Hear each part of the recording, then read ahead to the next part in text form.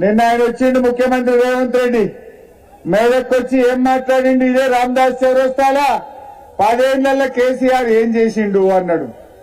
ఏం చేసిండు బిడ్డ లిల్లీపోట్? నువ్వు మెదక్ల నామినేసినందుకు వచ్చిన వెంటనే అది కేసీఆర్ వల్ల అని మర్చిపోకు.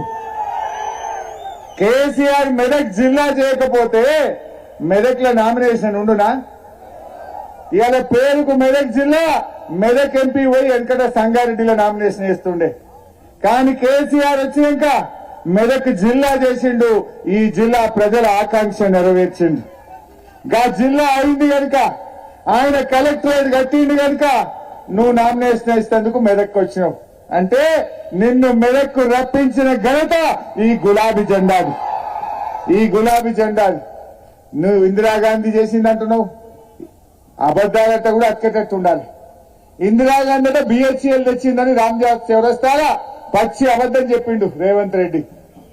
బిహెచ్ఎల్ వచ్చింది 1952లా. ఇందిరాగాంధీ ఎంపీ అయింది 1980లా. 30 ఏళ్ల తర్వాత అయింది.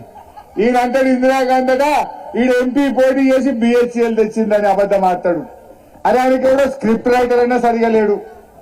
ఆ రాసిస్తానన్నా అకల్ మనుకుతారా ఇషారతో రానా? నువ్వు చదువుకోవా కనీసం? ఏది పడతాడు మాట్లాడితే నవ్వుల పాలు కావా?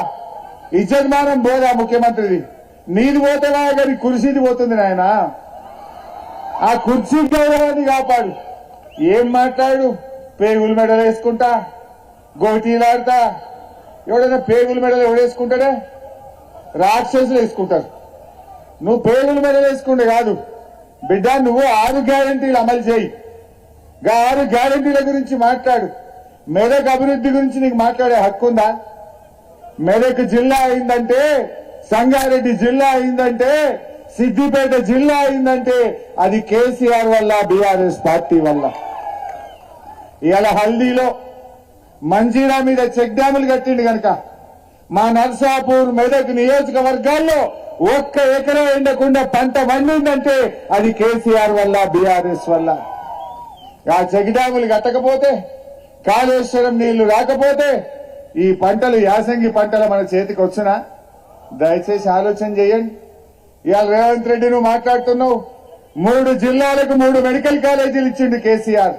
మెదక్కు, సంగారెడ్డికి, సిద్దిపేటకు 3 మెడికల్ కాలేజ్ తెచ్చిండు. 100 కోట్లు ఖర్చు పెట్టి మెదక్కు రైలు తెచ్చింది కేసీఆర్.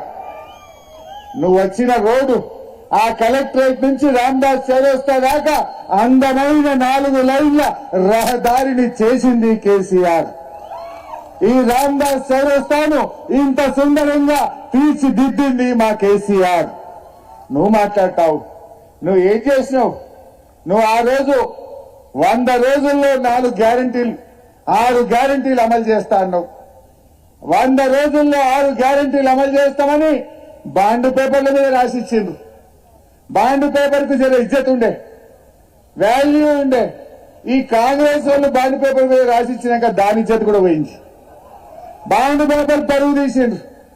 బాండ్ పేపర్ రాజకీయాలు నడవేయని రేవంత్ రెడ్డికి అర్థమైంది. అందుకో కొత్త డ్రామా పెట్టిండిగా. బాండ్ పేపర్ అంటే నమ్మటట్లేదని వీడికి వస్తే 7 రూపాయలు అమ్మవారి మీద ఒట్టంటాడు, ఆడిపోతాడు రాముల వారి మీద ఒట్టంటాడు.